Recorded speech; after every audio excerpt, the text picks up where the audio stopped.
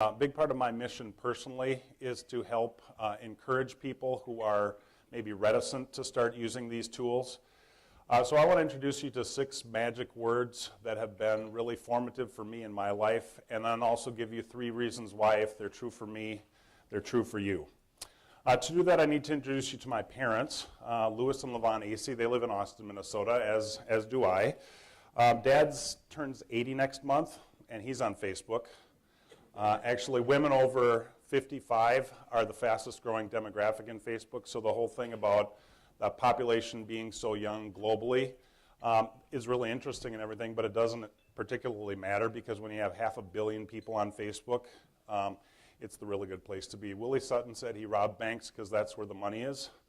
You know, if you want to reach people, Facebook is the place to reach them. But that's a little bit of a side point. The real reason I wanted to introduce you to these magic words is that as we were driving down the highways and byways of southern Minnesota 40 years ago or so, my mom and dad had this thing where as we were driving by somebody with running a road grader or a jackhammer or some other kind of complex piece of machinery, they'd kind of look at each other with a knowing smile, and maybe even count down mentally in their head, knowing that within just a few seconds from the back seat where I was sitting, a voice would pipe up, much higher in pitch than it is now, but it would pop up and say, well, I'll bet I can do that. And I don't really remember myself saying that, but I do really remember my mom and dad, or particularly my dad, saying, well, probably you can, okay? That he was really encouraging to try things. And so that's what I hope to, and what I hope you'll get through this whole experience today is some of that I'll bet I can do that spirit. Because I think it'd be really unfortunate if you'd see the things that people here on the panel are doing or that we're doing at Mayo Clinic and say, well, yeah, that's great for them, but I couldn't do that. Here are 3 reasons why if I can do this stuff, you can do this stuff. The first, this is my 4th grade report card. My mom found it and thought it would be encouraging to give to me for Christmas last year, I guess. And anyways, it says, Lee's work has been average this period in all areas. So this was obviously before the Garrison Keillor time when everybody was above average. But as it says at the bottom, Lee has difficulty keeping track of his papers. Occasionally he's late handing in assigned work. When we clean his desk, it's amazing what we find. So some things never change. But so even though I was giving my parents ample reason to disbelieve me when I said, I'll bet I can do that, still they were encouraging about it. I did marry way above my station 26 years ago this month, and this is my wife, Lisa. She'll come into the story here in a little bit. But so here's the second reason. I begin my presentations with my highest degree of educational attainment for a couple reasons. First, because BS and political science just kind of go together. But then also, in a room like this, in most situations, I will be among the least formally educated people in the room. I mean, most people have at least a bachelor's degree. And so what I really want to emphasize is that this doesn't require a lot of formal training. Doesn't require higher education to be able to do this stuff. It requires some Midwestern common sense and some creativity, thinking about how you can use these tools. The second part of this slide highlights my experience at Mayo Clinic as I started in media relations at Mayo, telling the story about Mayo research and patient stories, and really emphasizes the continuity between what I was hired to do and what I'm doing now. That these tools aren't just fancy new shiny gadgets to try. They are more powerful ways to do the work that you're already doing. So if you're doing advertising, if you're doing marketing, these are better ways to do that. Okay, a third reason. The young lady on the right is my granddaughter, so I'm a grandpa. So mediocre elementary school, BS in political science, and grandpa, okay? But also, Evelyn Grace Borg owes her life to Facebook, okay? She wouldn't be alive today if it wasn't for Facebook, because the young man who's now her father was at University of Wisconsin-La Crosse about 5 years ago. Put in a search term theology on Facebook, searching at UW-La Crosse. My daughter Rachel, who was going there at the time, had the same last name as I did, or as I do. Yeah, anyway, her last name, AASE, put her right up at the top of the list of people who matched that search term. I'm thinking it's more her picture than being the #1 search result that caused him to poke her. But he did poke her on Facebook, and she messaged back, and yeah, three weeks of conversation on Facebook. They met at Caribou Coffee in December of 2005. 4 hours later, Rachel picked up the phone, called my wife Lisa. They talked for about a half an hour, and when Lisa hung up the phone, she turned to me and said, I think they're going to get married after the first date. It's because Facebook helped them make that connection on things, they had the real fundamental things in common like theology, and then it was just a matter of whether there's chemistry or not, and I guess there was. But the other thing that Evelyn has helped to show me is the power of some of these other technologies, whether it's Facebook or one that's eerily suspicious or similar to the Jetsons. You remember Mr. Spacely showing up on the video screen, and they would be able to talk back and forth from the office.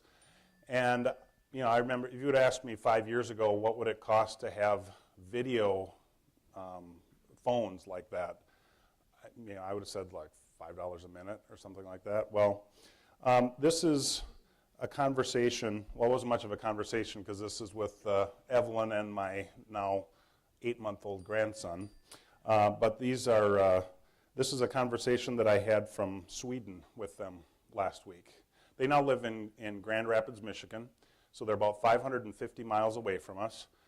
When I was raising my kids, my oldest kids, we were living in the Twin Cities. My parents saw them probably every 6 weeks or so, because that's just kind of how it works. I see Evelyn and Judah just about every day, and my wife certainly does, and it's because of Skype. Anybody know how much that costs? It's $0, and it's free. It's really amazing. I started my transition from the mainstream media relations to social media in 2006. I had been given the responsibility for social media at Mayo Clinic, and I thought, well, if I'm going to do this blogging thing, maybe I should just get one of my own. I should start out and make my mistakes on my own account instead of on behalf of Mayo Clinic. They're kind of uptight about that thing. So anyway, I was one of 50 million blogs at the time. I created a blog called Lines from Lee. Didn't know what it was going to be about, but I just knew I needed to get that experience so that I would know the ways of blogging, become a blogging Jedi or whatever. But in late 2007, I was in Chicago for it's called the Association Forum of Chicagoland. It's sort of like the National Association of Associations. It's all these organizations that have their headquarters in Chicago. They asked me to do a Facebook 101 course, 20 minutes on Facebook. And I got some in-depth questions, and I kind of joked, well, that's in the 201 class. And they got me to thinking, wow, I could sort of reposition my whole blog, rebrand it, and turn it from the kitchen sink PR, New Media, and GTD to Social Media University Global, or SMUG. And so as you see, I named myself the Chancellor. When you create a university, you can give yourself a great title. Our Latin phrase in the seal is, "It's not that hard." Okay, so that's the whole point of this. That instead of having sort of a mishmash, well, by the way, this is Old Main. This is our main campus building in Austin. But we do have an oak-shrouded campus with ivy-covered walls. And then these are the core courses in the curriculum, so you can do the Social Media 101, Intro to Social Media, Intro to RSS, Intro to Wikis, kind of step-by-step work through it. The blogging curriculum, the Facebook curriculum, the podcasting curriculum, the Twitter curriculum. And here's where you go to enroll. The good news is there's no tuition, so no FAFSA form is required. You are responsible for your own room and board, however. But what's kind of neat is we've got a group, we call the student body the Smuggles.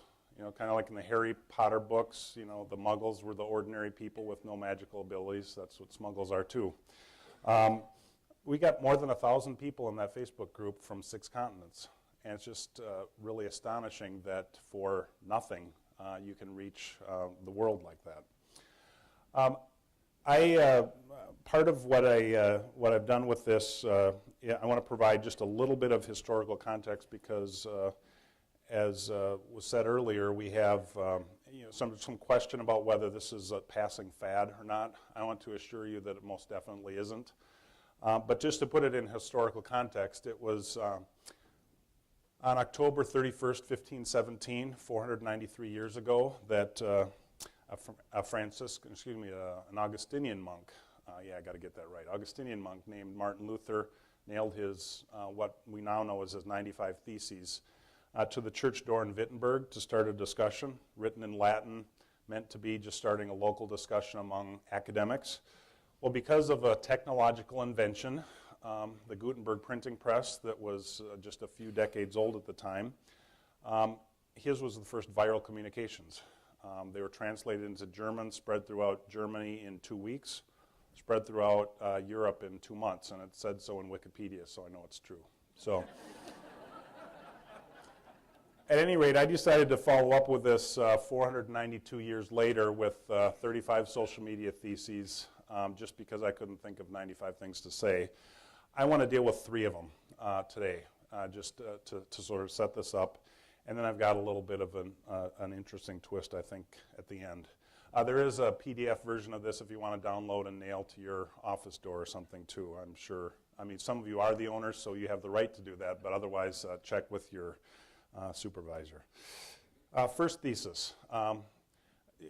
Anybody heard of Seth Godin? Know who Seth Godin is? Okay, I'd really recommend that you read anything he's ever written. It's really good stuff. He talks about the concept of skeuomorphs and when you're trying to make change in an organization. And he says it's really dumb if you want to make a change to say, oh, wow, hey, here's this new thing. You've never seen anything like it before. What he says the best way to make a change is to say, this is just like that, only different and better. Okay, that's what a skeuomorph is. So thesis 1 is a skeuomorph. Talks about how social media really aren't new, that the first social medium is air, sound waves going through air, because if you look at what a definition of a medium is, it's a means by which something's communicated or expressed. So that word of mouth is the first social medium. For Mayo Clinic, it's been important for 100 years that people, we do our research with people who have a preference for Mayo Clinic, and they say that word of mouth, a recommendation from another patient is the #1 reason for their preference. Physician recommendation is another kind of word of mouth. That's number 3. And in between, stories in the news media. The great thing about these, the skeuomorph with social media and with Facebook in particular, is that it takes that power, that broad reach that can get you 1,000 smuggles on 6 continents, but also has that power of the personal recommendation. So it blends it together. And so that's the second of the 3 theses we'll deal with. These electronic tools just make that word of mouth spread faster. It's just the new way that word of mouth happens in the 21st century. So this is our Mayo Clinic Facebook page. And you see on the bottom a woman named Shannon Swing wrote there. She says, July 24th, 2008, leiomyosarcoma tumor removal. Thanks for saving my life, Mom of 4 in Wisconsin. Now, it's great that 500 million people on Facebook could see that, but what's more important is that Shannon's friends see that, that she wrote on Mayo Clinic's wall. I'm not thinking that too many people are going to say, I think I'll go get a colonoscopy at Mayo Clinic because of that. So it's not like an immediate marketing sort of thing. On the other hand, as they are running up maybe 10 years from now with some kind of problem that they're not getting an answer, Mayo Clinic might be more likely to be in their consideration set for a place where they go for a second or a third opinion.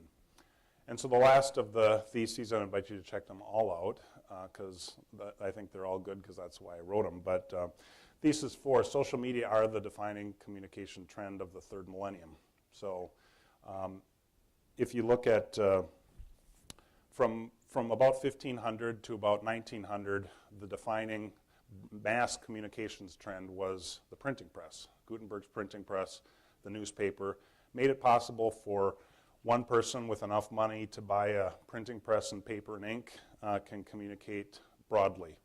Marconi, that's this guy here, invented radio or discovered radio or whatever you do with radio, but with radio and TV, made it possible for people to get an FCC license and a radio tower or a TV tower and reach broadly. When I originally did this slide, it was kind of a play on words, or kind of a tongue-in-cheek joke, because Gutenberg and Zuckerberg just kind of rhyme. But when you really think about it, Gutenberg made mass literacy possible. People wouldn't be reading today without Gutenberg because there's nothing to read. I mean, back before Gutenberg, there was nothing to read, so why would you teach anybody to read? And while it might be, you might think it's a little bit of an overstatement that Zuckerberg made global mass publishing possible, as I thought about it more, it's really not. I mean, he's building on a lot of other work done by a lot of other people. But on the other hand, 3 years ago when I started my blog, there were 50 million blogs. Today there are 500 million people, 10 times as many people, publishing regularly to the web. And so he may not have made it possible, but he made it fun, he made it interesting, and made it so that my dad, who turns 80 next month, is on Facebook, so he can see videos of his great-grandson and great-granddaughter. I want to just kind of close by asking, anybody have one of these? Yellow Pages ad, okay? You got a Yellow Pages ad, okay. Did anybody get it for free? Did anybody have it just like given to them or anything? Okay, didn't think so. Okay, so if you're spending money on a Facebook, or excuse me, if you're spending money on a Yellow Pages ad that doesn't have the opportunity to have photos, doesn't have the opportunity to have video, doesn't have links that people can connect to your website. I mean, you can publish it there, but you can't actually click on something.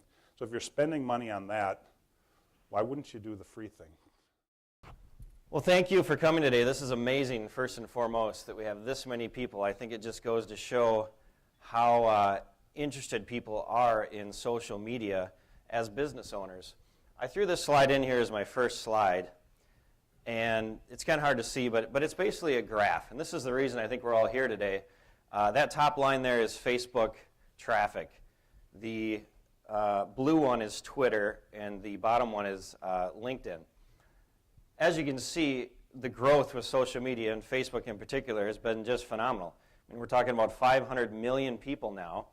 And actually, I think Mark Zuckerberg was on 60 Minutes on Sunday. I think he said 550 million is what he said on Sunday. So it seems to be growing, continued growing exponentially. I think it's relatively saturated here in the United States, but they just opened, I heard they're just hiring 100 people in Dublin. So now they're expanding into Europe, and it just continues to grow. But this is the reason, you have 500 million people, or 550, pick a number, half of which are going to the site every day, and they're spending an average of 27 minutes every time that they're there. Okay?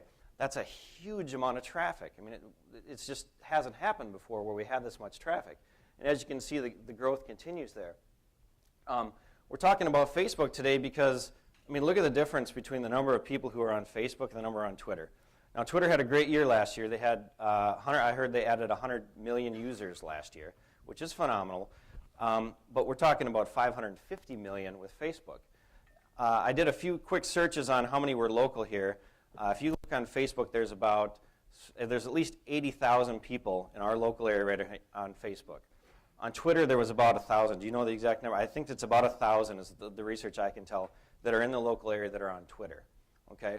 So from a business standpoint, I want to be where the people are, right? And that's where we want to be. And I think this graph shows that Facebook is where things are at. Now I got to tell you a little story because I was doing this with my wife, and I showed her this chart, and she brought up the comment of like, well, where's MySpace? What happened to MySpace? And I was like, well, MySpace is kind of, that was 4 years ago or so, and it's not really used for business anymore, and it's kind of a dying thing, and it's not really the cool thing anymore. She looked at me and she goes, oh, so if MySpace was a celebrity, it'd be on Dancing with the Stars. I'm like, yeah, you got it. So what we need to understand is that social media is all about the people, okay, first and foremost. We as business owners want it to be about sales. We want it to be about making money, right? That's what we want, okay? But social media is about relationships first and foremost. That's what it's around for, so people can interact and talk with each other. And we need to understand that there's this new thing called permission-based marketing. We as marketers have been so used to dealing with interruption-based marketing, things like billboards. We drive by, we see a billboard, we're listening to a radio station and an ad comes on. We're watching TV and an ad comes on. Well, what we need to understand is that the young people of today, they don't want any part of that. They're willing to actually pay money to not have to see a TV ad. They'll pay money to DVR it so they can skip through it. They'll pay money for XM satellite radio so that they don't have to listen to commercials. Okay, they'll get spam filters so they don't have to get spam in their inbox. And we have to figure out a better way to connect with them. Okay, we need to allow them to give us permission to market to them, and that's what essentially Facebook does. They have to like us, and it's just as easy as they can like us, they can unlike us, right? They can get rid of us just like that. Okay, so it's permission-based. We need to get their permission to market to them. We need to understand that demand is out there. In business, we always used to have demand and supply, and if there was enough demand, we'd make money and we'd sell things, right? It's no longer necessarily true. We're moving into an era where experiences, good, bad, or indifferent, are really everything. People want experiences now. You can get a cup of coffee anywhere. Quick Trip's got it, Starbucks got it, Caribou. They all have it, right? But what people are buying is the experience that they have with you. That's what they're willing to pay money for, because they can probably get your product or service anywhere. There's a lot of it out there. So what you need to focus on is what experience are you providing for your clients. That's the important thing, and that's what the people care about. The other thing we have to recognize, we need to tear down the walls, I think, in our companies. If you're a smaller company, it's not so transparent, but the bigger you are, I think the more walls go up between different departments. You got marketing department, you've got sales department, you got your customer service department. And a lot of where good things happen is in your customer service department, right? Those are the people who get all the feedback about your product. That's where you find out where people complain, right? They call and they talk to customer service. Well, if the customer service doesn't talk to marketing and sales, how are you going to know what's going on? So that's what social media does. It allows us to hear what's going on from the people all over the place. It allows us to essentially communicate directly and quickly with our clients and our prospects and our customers. I threw this in here because when I looked through the pre-survey that we sent out to you guys as far as what you wanted to learn today. And there were some different things on there. For those of you who remember, it was like, I want to learn how to turn likes into sales. I want to learn how to get more fans. I want to learn how to use coupons and deals and specials, okay? And we got some data back on that. And the interesting thing was what you wanted to learn was the totally exact opposite of why people are going to like you. It was the exact opposite. And I'll go through that in here in just a minute. But so why do people fan you or like you on Facebook? Okay?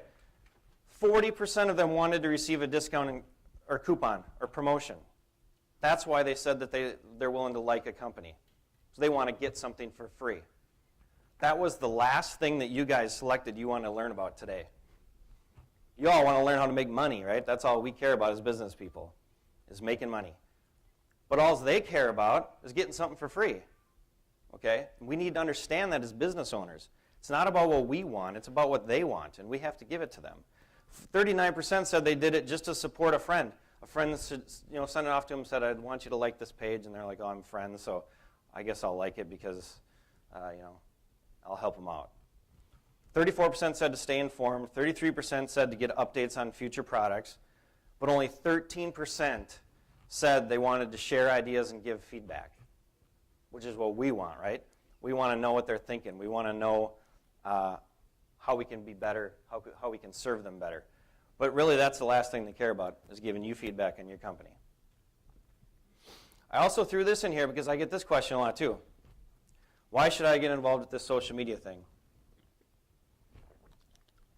Why do I care about getting fans? So what's a fan worth? There was 2 studies on them. Well, actually, the answer to that is that depends. That's the God honest truth. It really depends what a Facebook fan is worth. But I can tell you without a doubt, it is somewhere between $3.60 and $136.38. Somewhere in that range. And I know this because there was 2 studies that were done. There was a SynCap study. They're the ones that came up with $136.38 is what a fan is worth. But in their study, they took into things that matter to business like us, like 28% of those people who they studied said they were more likely to use the product or the service that that company had if they liked them. 68% said they were more likely to recommend the product or service to somebody else. Okay, that's important. 81% felt that they were connected to the company that they liked. So they really took into like sales value and what's the research value of a company in claiming how much the fan is worth. There was another study called the Vitru study. They were the ones that came up with $3.60, and they took a very mathematical approach to that. And they basically took the same approach of if you had to buy the ads on Facebook for each impression that you got from a fan, what would that be worth? So they basically said 1 million impressions. If you had 1 million fans and you posted something out there, you did that 2 times a day for 30 days. That gives you 60 million impressions. The average cost of those impressions on Facebook for 1,000 is $5 for a cost for 1,000. Okay, that gives you $300,000. Times that by 12 months is 3.6 million. Divide that by the 1 million fans. Voila, you got $3.60. Now, the value to you for each Facebook fan has to be determined based, I think, on your company. You know, what are you going after? Is it research? Is it sales? Okay. But my personal opinion is it's somewhere between these two. $3.60 and $136.38. $50, somewhere in there. But even so, it's a substantial amount of money. I mean, the average company, you can very quickly throw a Facebook page up, get 100 fans, you know, of your customers that like you. Even if it's $50, you know, that's still a decent amount of money that's worth to you as a tangible item. So the first thing you need to do that I always tell people is develop a strategy. And what I'm going to do, I see all you have pens and papers, this is great. I want you to write stuff down as I go here, because I'm going to give you a 7-step plan of how to basically do and market with Facebook, okay? I'll tell you when to write things down, but the first thing you need to do, so many people just jump right in and they go, yep, let's make a Facebook page and throw it out there and see what happens. And they forget half of the first 5 steps I'm going to tell you. And that's where they really mess up, and that's where they don't, I think, see the value in it in the long run. The first thing you need to understand is you need to be committed. Now, I think you are all here today, obviously, because you want to learn more about this. But as companies, we need to embrace it, first and foremost. Okay? It does take a little bit of work. I mean, it takes a staff, and it takes some time to do it right. It does. But I think it's worth it in the long run. The second thing you need to do is really get a champion. And that might be you here today, frankly, because you got sent here by somebody or you signed up. But you're the one that's interested in social media. So a lot of times you may end up being the champion. You know, with Mayo Clinic, Lee, I think you were the champion. You were the guy that said, I think this is something, and I think we should start doing this, and you got a blog, and you started going with it. Somebody usually in your company says, we need to do this, and I'm going to start rolling with it, and let's go. Okay, it always starts usually with somebody. But the next thing here is what you really need to do too, is it's going to take a champion, but you really need to empower, I think, everyone in your company. There was a study that was shown that those companies that really embraced it and they empowered all of their employees to get involved in social media and not just have one person or a social media team, but it was really all of your employees. Maybe they're sitting there at night, you know, at home, and they see something about your company. You want them to act. You want them to make a comment. You want them to help you, right? You don't just want them to ignore it. So you need to empower everyone in your company to want to be involved with it, not just one person or one team. So step 1, write this down. Develop a social media policy. That sounds boring, doesn't it? You thought it was going to be something fun, like make a Facebook page. Develop a social media policy. I think this is going to be more and more important. Are there any lawyers here today? Oh, there's one. I'll try to be nice. We're starting to see it now, where we're starting to see lawsuits over what employees do. We're starting to see some bad press over things that employees said, things like that. This is why I think it's so important. You know, 5 years ago, we all needed to have a privacy policy with our companies. I think you need to have a social media policy. And if you email me after the show or hit me up on Facebook, I will give you a very simple social media policy that you can throw on your website and implement tomorrow. It doesn't have to be complex. You don't need to hire an attorney. Sorry to the attorneys back there. But you can do this yourself. Basically, all it needs to say is it needs to have guidelines for your employees. Okay? What should they be doing? What can and can they not do? What do you expect from them?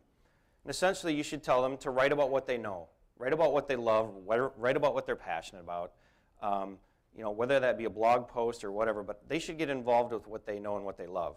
You need to tell them to be ethical, honest, and respectful. Okay? That's what social media is all about. If they're out there bashing other people and doing other things, you don't want them representing your company. Okay? So you need to instill upon them that they need to be ethical, honest, and respectful. You need to have in your policy that you have 0 tolerance for discrimination. Okay? It's a big one because it'll get you a lawsuit if they say something or do something, and the lines are really blurred between whether they're acting as a representative of your company or they're acting on their own. Okay? So you should have in your policy that there's 0 tolerance for discrimination. You should also have in there what should not be disclosed. Okay? Financial reports, things you talk about at your company. Maybe it's that sale that's coming up that nobody knows about yet, or the special promotion that you're going to launch. Okay? It's not their business to be launching, telling the world before your marketing department has a chance to launch it. Okay? And you need to tell them that they can't do that. Okay? It's not appropriate. Okay? The last thing that should be in there should be what happens if they mess up. Okay? They need to know that it's important that if you mess up, it could cost us financially, it could cost us a lawsuit, and if it's really bad and you screw up really bad, you could get fired from this. Okay? So you need to have that in your policy, I think. It's important. Step 2, educate your employees. Write that down. So now that you have your privacy policy, you need to educate your employees on what's in it. Okay, it doesn't do any good to write a policy, throw it in a drawer somewhere, or post it up on your, on the bottom of your page if you don't do anything with it. So you need to educate your employees. Okay, first thing you need to do, encourage involvement. Really encourage everybody in your company to get involved with it. Especially though, if they want to get involved, have them be involved. You need to review those policies and guidelines, go through it with them, explain. Okay, here's what we expect you to do. Here's what can happen if you mess up, and explain everything that you have in there. And then for bigger companies, I think you should have an ongoing training program. If you're a small company and there's just a couple of you, this might be just get together once or every 2 weeks and maybe talk about how it's going, okay? What's happened? Has anything bad happened? Anything good happened? What are our successes? What are our failures? And maybe just get together. In a bigger company, I imagine you guys probably now, you have the Center for Social Media. You're probably starting to train other departments and things like that on what they should and should not do. So it depends on the size of your company, how seriously you need to take this, but I think it's good to at least get together and discuss it once in a while. So you need to educate your employees. Second step. All right, so now we got our policy, we educate our employees. Now we're ready to create a Facebook page, right? No, we're not even close to being ready. Step 3, define your purpose. Everybody's so excited to create those Facebook pages. Yeah. Define your purpose as your next step. There are only 5 ways to use social media. Write that down. There's only 5 ways to use social media. Your company needs to know which of those 5 ways you're going to use. The first way is branding. Write that down. You can use social media for branding your company. This is identity campaigns, all the typical marketing terms of branding. It's typically done with YouTube. YouTube is probably the biggest vehicle that's going on right now for using branding for social media. I got a short little video for you. Some of you may have seen it, some of you have not, but it's a great video called The Swagger Wagon. Yeah, this one goes out to all you minivan families out there. Sienna SC in the house. Where my mother, father's at? Where my kids at? Where my kids at? Where my kids at? Where my kids at? Where my kids at? Where my kids at? No, seriously, honey, where are the kids? They're right there, see? Oh, cool beans. I roll hard through the streets and the cul-de-sacs. Proud parent of an honor roll student, Jack. I got a swing in the front, a tree house in the back. My #1 dad mug says, yeah, I'm the Mac. I'm the world's best nurse when my kids get sick. I make a mean gel mold. I perfected my trick back when All right, so you get the idea. Has anybody seen that video before? It was viral. There was also one that Old Spice did a video this summer, and they increased their sales. It was a video they did.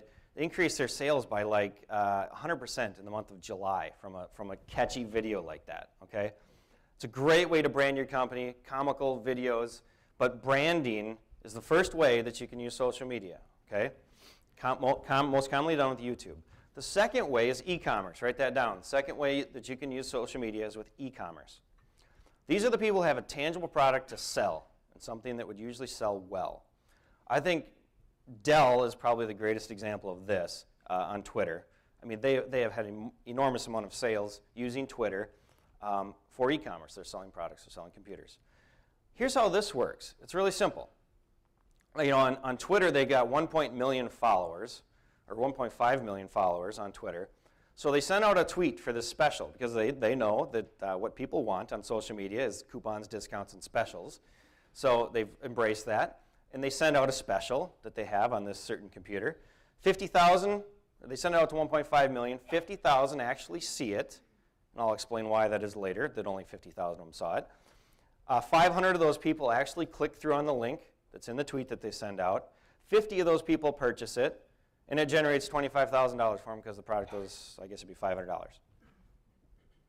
Every time they send a tweet, they make $25,000. It's a pretty good gig, right? That's what Dell is doing. Okay? Obviously, they had to get the 1.5 million followers, but they did that by offering something good. People were interested in the specials. They were interested in what they had to offer. So they were willing to let them into their life. Okay? So e-commerce, actually selling a product, taking your followers and converting it into sales. It's the second way that you can use social media. The third way is research. Write that down. Third way that you can use social media is research. A great example for this is My Starbucks Idea. Has anybody heard of that? Couple. Starbucks took their fans and they said, we're going to use them for research. We're going to use them to make our brand better. We want to know what they think. So they came up with this My Starbucks Idea. People can submit ideas to Starbucks on ways that they think Starbucks could be better. You know, it comes from anything to the holders, to the covers, to the lids, and people could submit ideas, and then the fans can vote them up or down based on how good of idea they think they are. If they get voted up high enough, Starbucks implements it. Pretty great concept, huh? They got their own R&D department for free. Plus, they're engaging their fans and getting feedback from them. Okay? So research. It's a third way that you can use social media. The fourth way is customer retention. Write that down, customer retention. This is essentially customer service, okay? You can use social media for customer service and getting feedback from your clients and your customers. Those of us who are in business know that it's 5 times easier to keep an existing customer than it is to go find a new one, right? So why don't we invest a little bit of time in customer service and using social media to retain the ones we have, to build the relationship with the clients that we do have, okay? It just makes sense. The other thing we can do here is turn angry people into advocates, okay? I remember I said before it's all about experiences. Yes, they might have a bad experience with you. They might complain about it on Facebook. But if you know about it, you can then go and turn that bad experience into a good one, right? Which ironically, they then turn into advocates. They say, wow, look what they did for me. You know, they screwed up and they did this, and then they sent me this gift basket in the mail. It was amazing. They start telling friends about it, okay? So you turn angry people into advocates. The last way, the fifth and final way that you can use social media is for lead generation. This is probably one that a lot of people are interested in, especially as businesses. The simple way that we do that is to build trust via helpful, useful information. And this is really what my company's been doing for probably 4 years. We started with blog posts, but basically send out useful information to people that they're interested in getting. This is what blogs are all about, right? People write articles as far as what do people want to hear about? What do they want to learn about? What's interesting? You know, if you're If you're a builder, it could be, in your newsletter, you're talking about the importance of changing your filters and how that'll add life to your furnace. I mean, what do people want to know? What do they want to learn? So we're not trying to sell to them. We're just trying to educate them about your product, your service, or your industry. That's all we're doing. By doing that, we build trust. Trust is very important in relationship-based businesses, especially if you're business-to-business service. I mean, some people will buy, if it's an airline ticket, they're just going to buy it because it's the best price, right? But if you're a professional service and a lawyer, attorney, a web company, accountant, okay, they want trust. Okay, they want to work with somebody that they trust. And this is a great way to do it. And that's the fifth way that you can use social media, is to build trust. All right, so now we're ready to get started, right? No. There's one more important thing that you need to understand with social media. And this is step 4, to understand timing with social media. Timing is everything when it comes to social media. With social media, there's a constant flow of information. For those of you who are the 20% of you people who filled out the survey and said you weren't even on Facebook, you probably don't understand this. But for those of you who are on Facebook, at least on a personal level, you understand that you have a wall, right? And your news feed just keeps going. And if you don't check in for a day, everything that happened a day ago is way down on the bottom, and what just happened 30 seconds ago is at the top, okay? Same thing if you're on Twitter. Most recent tweets are always first, everything else gets buried. So it's a constant flow of information. That's radically different than email, okay? You need to understand that. When you go away for 3 days on a business trip and you come back, you go through every single email, don't you? Every one of them. You delete one, you check it, you mark it as read. You go through every single one and you look at every one of them. You don't do that on Facebook, do you? You don't go back, if you're gone for 3 days and look through your every one. What did everybody say? You don't do that. Okay? So you have to understand that timing is completely different, and it's important when it comes to social media. There was a study that said the average life of a tweet is 8 minutes. After that, its value becomes worthless. Because it's so far down, and this obviously depends on how many followers people have or friends they have, because they get more stuff, right? You got more followers, more friends, more information's getting thrown in there. But the life of the tweet was only 8 minutes, okay? So if you're up at 3 a.m., in your pajamas, deciding you're going to do this social media thing, sending out tweets, well, sorry, because 3:20 a.m., it's no longer useful. Nobody's going to see it when they wake up at 8 a.m. So there was a study, Vitru did another study. They took 3 years of data, 1,500 brands. There was 1.6 million posts that they analyzed, 7.56 million comments that they put in their study and they analyzed, trying to figure out when should we tweet and when should we do Facebook status updates. When is the best time to do that? And the study found, based on all the data of when people interacted the most, write this down, was 11 a.m., 3 p.m., and 8 p.m. Those were the times that the most people interacted back or commented on things or purchased things or got involved. Weekdays were obviously the biggest. Wednesday was the biggest day of when people seemed to be most interactive or chatty on Facebook. Sunday was the worst. Probably at church, I guess, or something. I don't know. So Sunday was the least day where people just didn't seem to care as much about their Twitter account or their Facebook account, and they weren't checking it out. Morning seemed to be 39.7% more effective. However, the biggest time was 3 o'clock in the afternoon, but they said that morning seemed to be more effective if you over the latter. They also looked at what the best time was.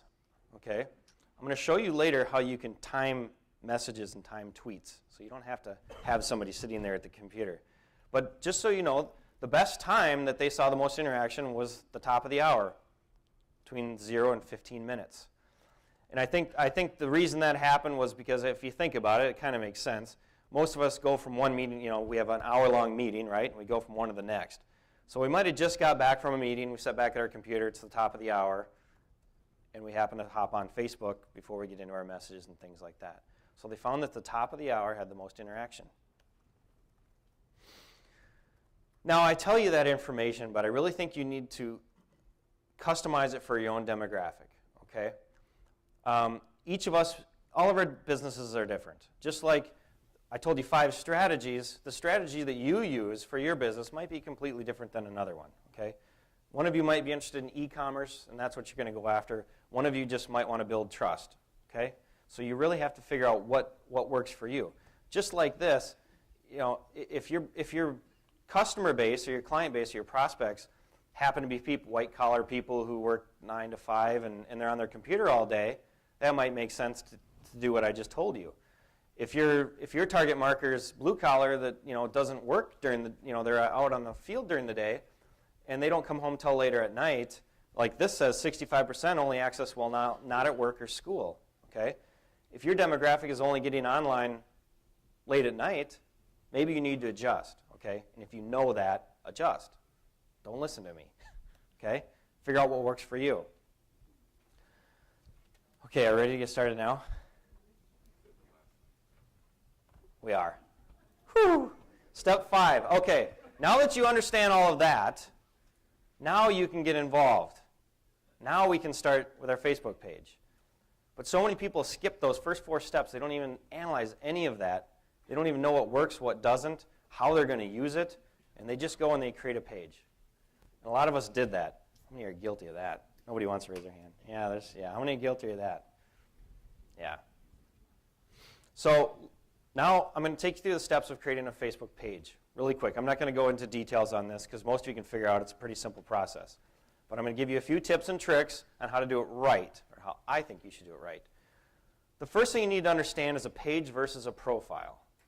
This is the first big mistake that a lot of people make. Is instead of making, so when you go on Facebook and you first sign up, you have a profile, okay? You have a personal profile, okay? People can friend personal profiles, okay? They cannot like a personal profile. They can only friend you, okay? Once you have your personal profile, you can then make a page, a business page, okay? A lot of people make the mistake of trying to make a business page in a profile, okay?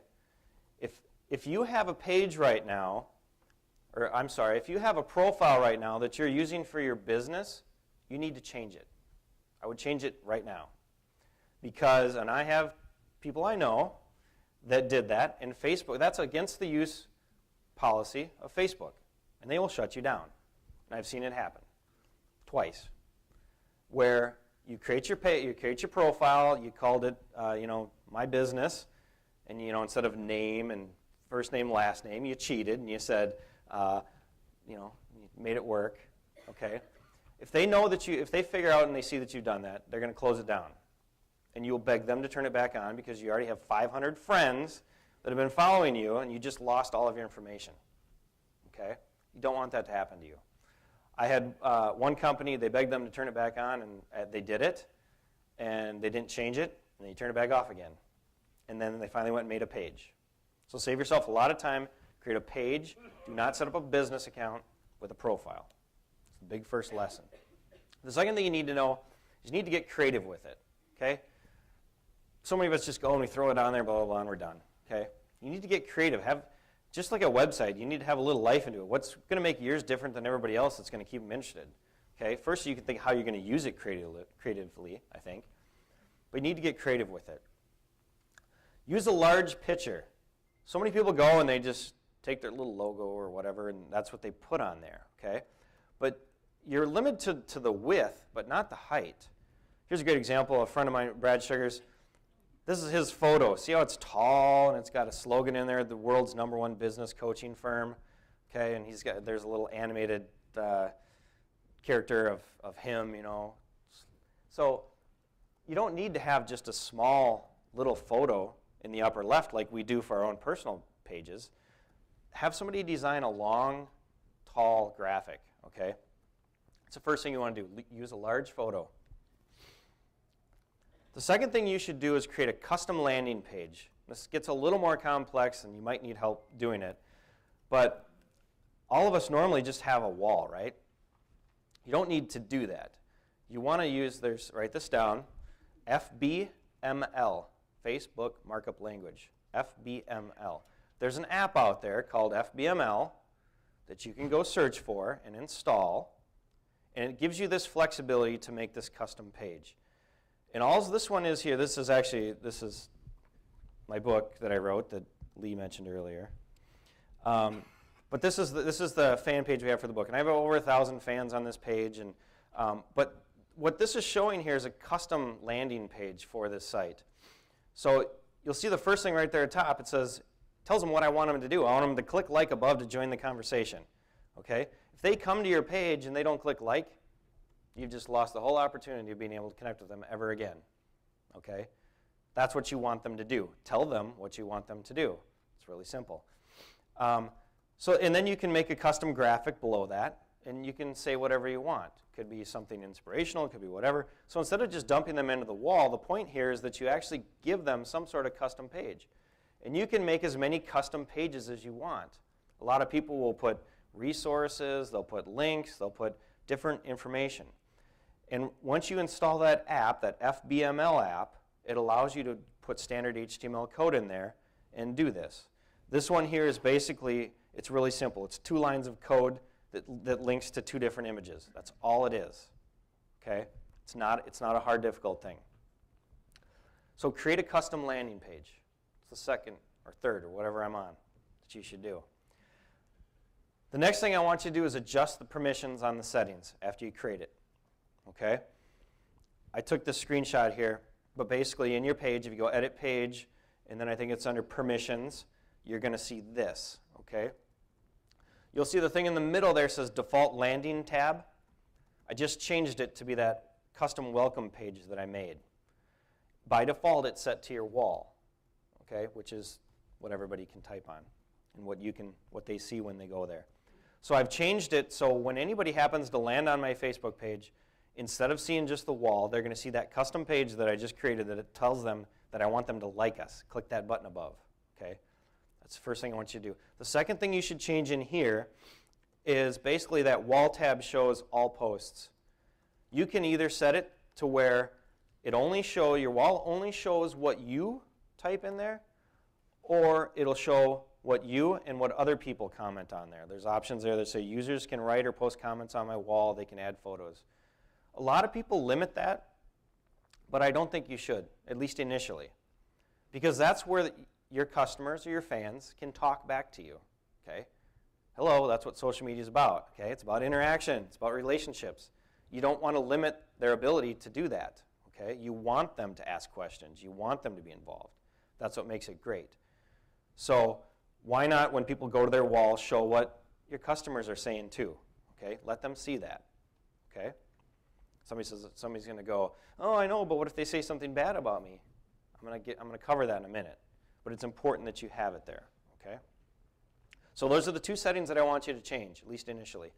Now, if you get a lot of fans and your fan grows to like over 1,000, you're probably going to start getting spam on your wall if you have your settings to this. If you have settings to where everybody can post on your wall and everybody can see it and it's the default, it's going to happen. You're going to start to see things. But I'll show you how to deal with that too. And if it gets too bad, you can always tweak it back, okay? You can always change it back. All right, so now we've created our fan page, right?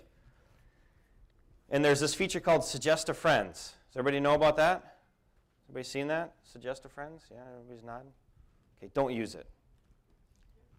Step 6, set up processes. I'm going to tell you why you shouldn't use it in a little bit. Step 6, write this down, set up processes. In my book, I think I had a whole chapter about systems and processes. As a business owner, I'm big into that. I think you need to have systems and processes in place about how things are going to happen in your company. And I think with social media, it's important that you do that before you get really involved. So I haven't even told anybody about my Facebook page that I just created at this point, okay? Haven't even got there yet. You need to figure out who does what, when, where, and how. Who in your company. Now, you've empowered everybody to get involved, right? But it's going to take that champion, or maybe that team of champions, or whoever it might be in your company. You may have a couple people that are involved in it. But ultimately, somebody's got to be responsible for who's going to do what, when, where, and how. In my company, we sit down every Monday, and we have a talk. And we say, what are we going to do this week, guys? What are the blog topics going to be about? Who's going to write it? what day are we going to launch it on, and who's going to do what and when. The core of your social media strategy, of your messages that you want to send out, when you want to send them, who are they going to go into, what's the target, which one of the 5 ways are we going after on this specific message, and who's going to do it, when. If you don't sit down and talk about it, figure it out, you're going to have a mess. Okay? You're going to have people duplicating efforts. Things are going to get done, at 8 o'clock at night when your target market was at 11 a.m., and you're going to have a hodgepodge strategy. Okay? So have some sort of basic understanding of who's going to do what, when, and where, and how. This could be as simple as making an Excel chart. Monday, Tuesday, Wednesday, Thursday, the times of the day. We're going to send out a tweet. We're going to do a Facebook post. We're going to whatever. Okay? Could be as simple as that. If you would like an example of that, we do this for a living, so we have charts like that, Excel. Hit me up, email me, Facebook me, whatever, and I'd be happy to send you one of those too along with your social media policy. Okay? But that's the most basic way of what you could do that for starters. More complex companies, more complex things. I'm not sure what you use personally, but I'm a big fan of Hootsuite, H-O-O-T, Suite. Okay? Hootsuite looks like this. It's basically a system that you can do that. You can have multi-users. You can schedule tweets. You can see what tweets or what messages are scheduled. In here, you can connect. All of them are in there. Your Twitter profile's in there. Your Facebook personal profile's in there. Your Facebook pages are all connected in there. Your LinkedIn account's in there. Your Foursquare account. And you can set up multiple users so you can all interact together. Okay? Everything can be done kind of from one central place. There is a free service for this, and there's a paid service. If you have under 5 accounts, like Facebook account and Facebook page, Twitter account, if you have under 5 of those and you only have 1 user, there's only 1 of you, it's free to use. So go try it out. It doesn't cost you a dime. If you have multiple users and you need to interact, you can go to, I think it's unlimited, and then 2 users is like $5.99 a month. Okay, it's not a huge expense. If you're, we said a Facebook fan is worth what, at least $3.60, right? You get 2 fans, you paid for it right there, right? So it's not a huge expense. But I would really suggest, and there's other ones out there. You don't have to be married to this one just because I use it, but there's a lot of different solutions out there to keep track of it. The important thing I want you to understand is you need to have a strategy. You need to know, when are we going to do things, why are we doing them, and go from there. After that, we monitor and engage. So now we've got tweets going out, we have Facebook things going out, status updates on our page. Might be a video that we link to on our page, might be a blog post that we link to on our page, but at different times, different days, we've got content going out, okay? So this is basically where now we're going to start getting feedback come back, right? We say, hey, check out this video. What do you think of it? Ask questions. What do you guys think of this video? Okay? Urge people to communicate and add dialogue to the conversation, okay? When they do that, you want to reply quickly. This is where it helps to have a team of people where you've engaged not just more than yourself to get involved with this, but hey, if somebody else in your company happens to be on that page and they see somebody comment, they can go in there and go, wow, thanks for sharing. That was cool. Glad you liked it. Okay? It doesn't always have to be you. Okay? So look at your dialogue with comments and make sure you're being involved. You monitor it and you engage it. Okay? All right, so this was actually the number one thing that everybody wanted to know today. How do we make more money? Right? How do you get more fans? How do you get fans in the first place? I keep going back to this thing because this is what everybody does. They create a page and then they go and they suggest it to your friends. How many of you in the last month have got an email or got a message on Facebook that said, so-and-so suggests you become a fan of Fluffy's Fluff and Buff Dog Care? Yeah. And what did you do with it? Did you become a fan? No, and it annoyed you, didn't it? Because you're like, I don't even have a dog. Why would I want to be a fan of Fluffy's Fluff and Buff Dog Care? Why do I care, right? Okay, people, again, that's kind of an intrusive thing, okay? We need to understand as business owners, you need to earn your invitation. It's what it's all about. You need to gain their respect enough that they want to become a fan of you, okay? So ignore the suggest a friends button for right now and do these other things that I'm going to tell you about. Give away something. I just told you that 40% of the people like somebody because they get something for free. So why don't we do that? It should be the first thing we do. Set up a little contest and say, hey, when we get to 100 fans, we're going to give away a $50 gift certificate to such and such, to one of our fans. When we get to 500, we're going to give an even bigger prize. When we get to 1,000, we'll give away an iPod.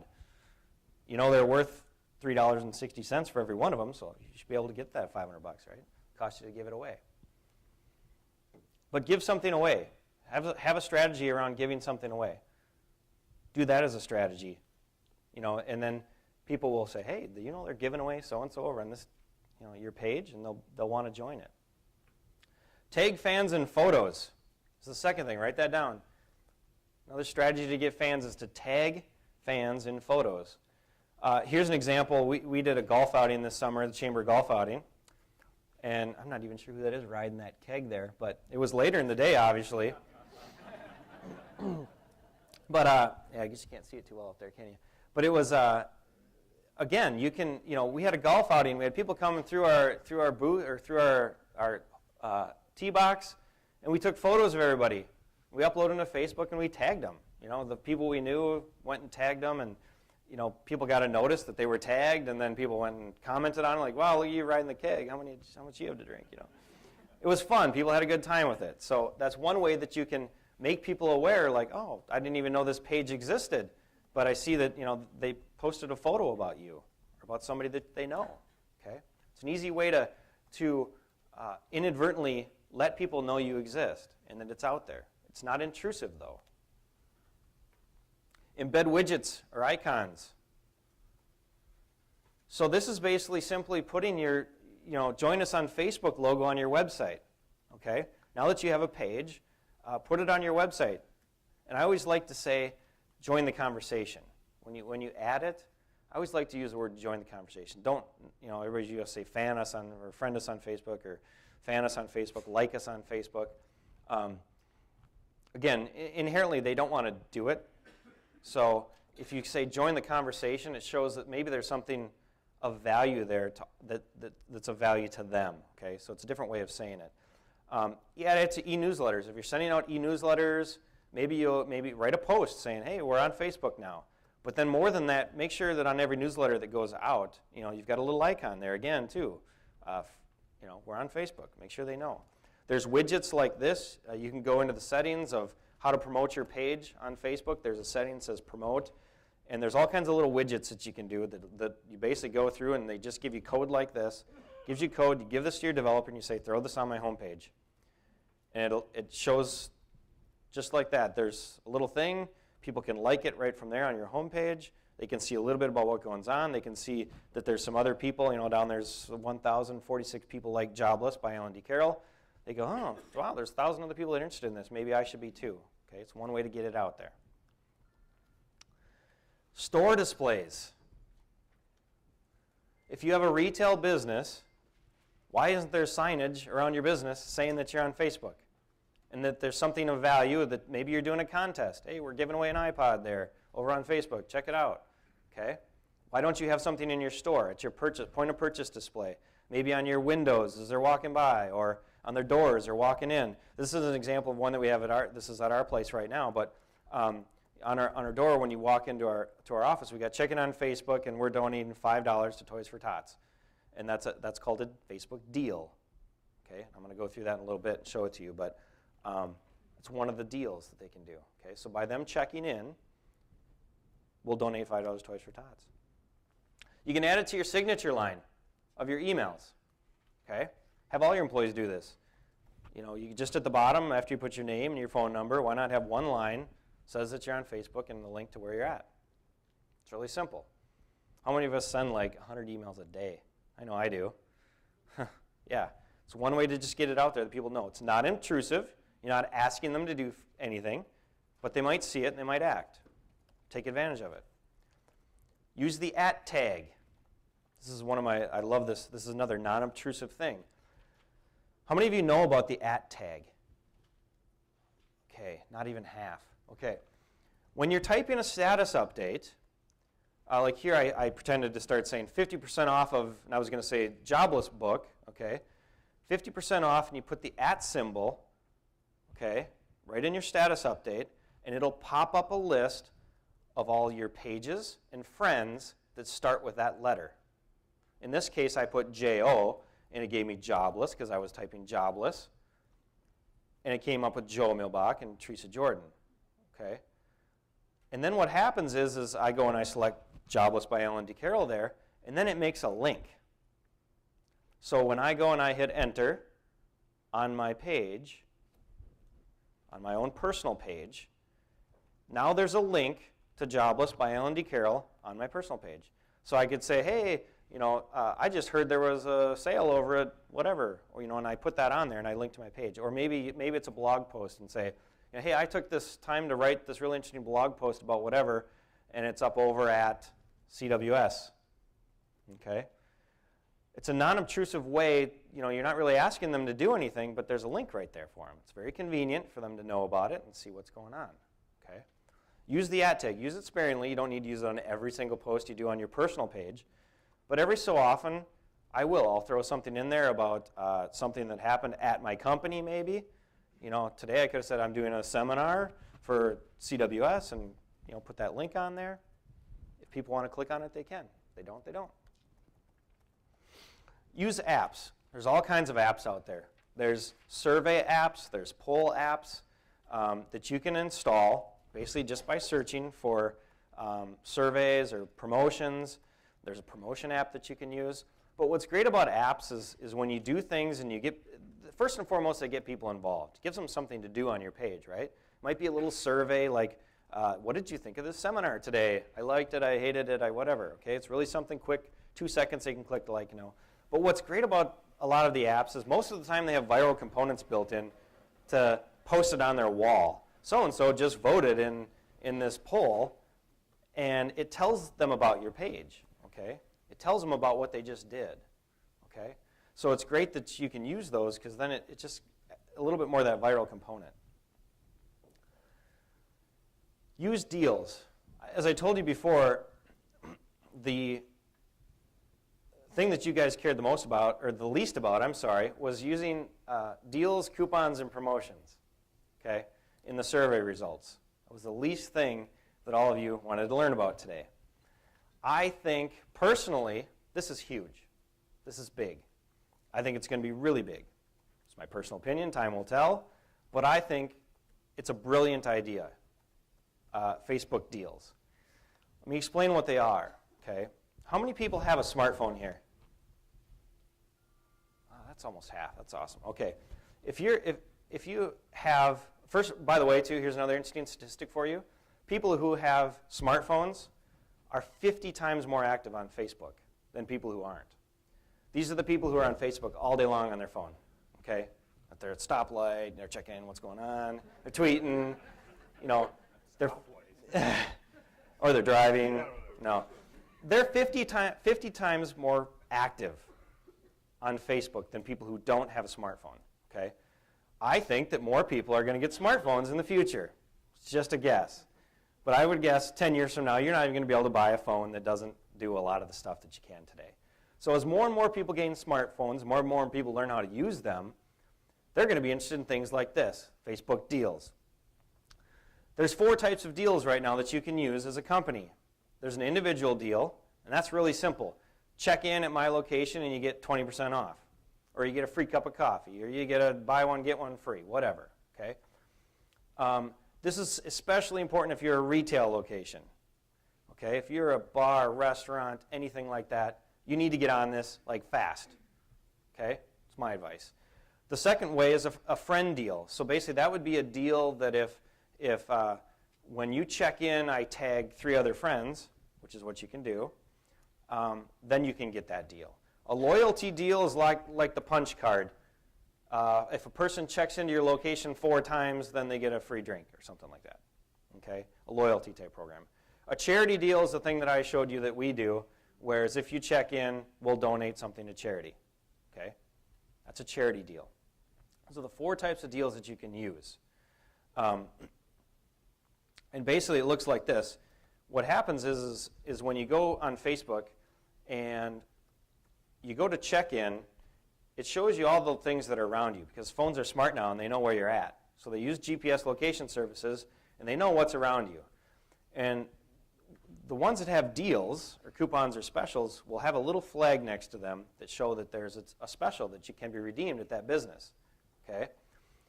If you click on that, basically they see this. This is H&M, and now the deal is 20% off the entire purchase at this location. So all I got to do is check in, and I'll get 20% off. Now there's some really great deals that are coming down the pipeline. Chipotle 2 for 1 is one of my favorites that I can't wait for it to come out. But that's a heck of a deal, 2 for 1 burritos. So it's a huge incentive for consumers to take advantage of it. But here's the value of it to you as a business owner, okay? When I gave this seminar like a year ago, I talked about how brilliant the whole liking thing was, or actually it was fanning at that point in time. But when somebody fans you or likes you, right, it posted on your wall that you became a fan of Jobless, okay? And all their friends would see that and how cool that was, right? The whole viral marketing component. Well, the problem with that is they only do it once, and then it's gone. The brilliant thing with deals is they keep coming back. They're going to keep coming back. Every time they go to Starbucks in the morning, they're going to keep coming back to do it over and get that deal again. Why not? If I'm buying a cup of coffee, I might as well get 10% off, right? And when they do that, when they check in at Starbucks or at your business, it goes on their wall that they just checked in at your location. And they got this deal. They just got 10% off at Starbucks. Tells all their 500 friends that just happened. And they're going to do it every day. Okay? And if they tag people when they do it, if Lee and I are at Starbucks together and we tag it and I get the deal, it goes on his wall too. So now all his friends see it too. And it's going to keep happening over and over and over again. And people are going to learn about specials and coupons and things that are going on. Like, wow, I didn't know there was a deal for 2 for 1 burritos at Chipotle. That's pretty cool. Or I didn't know there was this, or I didn't know there was that. And it has this whole viral component into it. I think it's awesome, and I think it's going to be big. I would get involved with it. The thing you need to know about deals is you have to claim your place first. Okay? When you check in at a place, this is for the business owners in here, you need to claim your place. Okay? Here's how you do that. On your smartphone, go to check in. You're going to see your place probably in the list, okay? Because they pull, I don't know where they get their data. I don't know if it's Google Maps or where they're getting it from, but most of the time you're going to see the location, your business, in that list already, okay? If not, you can add it, but if you see it, you just click on it, okay? Check in there. Check in at your place. Now it just posted on your wall that you just checked in at your own business, okay? Go to your computer, go to that page, go to your wall, and click on the link that it just had your place, okay, where it just told you that you checked in, okay? In the bottom left is going to be a button that says, claim this place. I think it says, is this place yours? Claim it. And you can click on that, and it takes you through a process to claim your place. Now, you have to send them a utility bill or something like that to be able to show proof that you actually own that place, but then you can claim it, okay? And then that gives you the ability to do deals. You can't set up deals until you've claimed your place and prove that you own the place, which is probably a good thing because you don't want your competitor giving 100% off at CWS today. That'd be a bad deal. Okay? The other thing you can do after you've claimed your place is you can merge your page with your place. Okay? It's an option. So I would suggest you do that too. Merge your place with your page. Have I thoroughly confused everybody at this point? Yeah. Okay. I know it's complex. Hit me up. I'd be happy to help explain. I'm a teacher by heart, so I'd be happy to help explain. So I just gave you a whole bunch of things that you can use, okay, to gain fans, right? I always come back to this. Then maybe use the Suggest a Friends feature, okay? You need to do all these other things first before you just suggest a friends, okay? Because the Suggest a Friends probably isn't going to work that great anyways. It did a year and a half ago, 2 years ago, but people are smarter than that now, and they're annoyed by it, okay? But you might want to go through and maybe you want to maybe you want to suggest to friends and pick your mom. My mom is a friend of mine. So, you pick a few people, okay? All right, the last thing I want to talk about today, how are we doing on time? We're great. Good. The last thing I want to talk about is negative feedback. Because this is probably one of the biggest objections that I hear of people, why they don't want to get involved with Facebook or why they don't want to get involved with social media is people say, well, I'm afraid people will say bad things about me. They'll complain and everybody else will see it and it'll be horrible. Well, the first thing I tell people is, yeah, right, they will complain. Make sure your business practices are solid, because if you have a whole bunch, if you're doing a crappy job running your company, they are going to talk bad about you, because the only thing social media does is it magnifies whatever is really going on in your company. So fix those problems first, okay? But people are going to talk about you on Facebook and Twitter and whether you're there or not. Whether you're involved with it or not, they're going to be talking about you. So you might as well be involved in it, okay? The first thing you need to do, I think there's 4 types of negative feedback. Write that down. 4 types of negative feedback. And the response and what you do with that feedback, I think, depends on what type of feedback it is. Okay? The first one is straight problems. Okay? This is somebody who has an issue with your company. They have a problem. They can't do this. They can't do that. Ran across this problem. They post it on your wall. I wasn't able to log in, or whatever it was. Your response to this should always be, you should always respond to this type of thing. Okay? You need to, depending on the type of the problem and how many people it affected, it's probably going to determine your response. But you should always respond to problems. Thank you for letting me know about this. I've either solved the problem, or yes, this affected a whole lot of people and we wrote a whole blog post about it here, or whatever. But you should definitely respond to a problem. The second type of feedback, negative feedback, that you may get is constructive criticism. These are suggestions, things like that. I don't like the way you do this. I think you should do it this way. Okay? You should always respond to these too. Every time. Thank you for your suggestion. Now, you may not want to implement them half the time that you get, but you should always thank them. Thank you for providing feedback. Thank you for the suggestion. We're looking into it. Okay? You should always respond to constructive criticism. The third type of negative feedback is a merited attack. Okay? This is somebody who is attacking you. They're saying you did a horrible job, and it's usually because you screwed up, frankly. Okay? You messed up. They're mad. They attacked it. They wrote it out there on your wall, and they complained about it. You should always respond to this too, and let them know, okay, maybe we did mess up. Here's what we're doing about it. Here's what we're doing to fix it. Thank you for letting us know. It can be as simple as that. Okay? But always remember, usually these merited attacks, you always need to remember, a lot of times we take them personally as business owners, like, why quit complaining about me. And we take it personally, why are you attacking me? But we need to understand that most of the time they're rooted in a problem. Most of the time these people have a problem. And that's why they're mad. That's why they're upset in the first place. Okay? So try to not take it personal. Try to respond professionally. But again, these usually almost always warrant some sort of response that you should put out there and leave out there for everybody to see.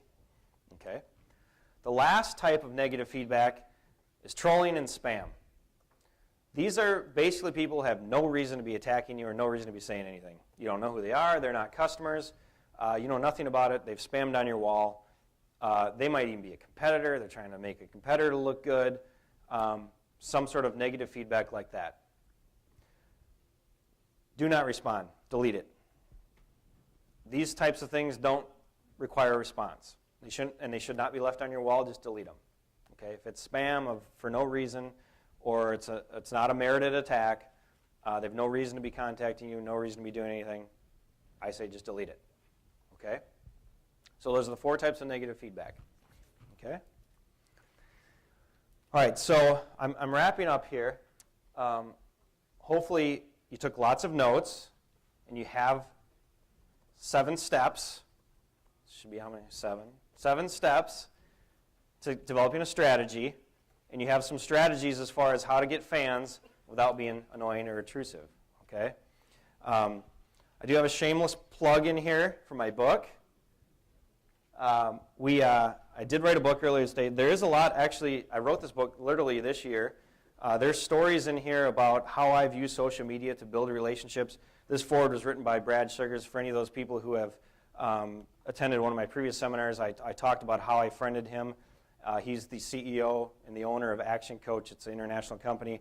But I talk about that in my book, and I talk about how I use social media to build and strengthen relationships, which is very important for my business. Our business is very trust-based. Alan DeCarroll is an amazing individual, and I've heard him speak at numerous events. Every time I hear him, he is fun, he's inspirational. I would absolutely attend another Facebook strategy meeting. I think these are really important. I think the technology is changing more and more.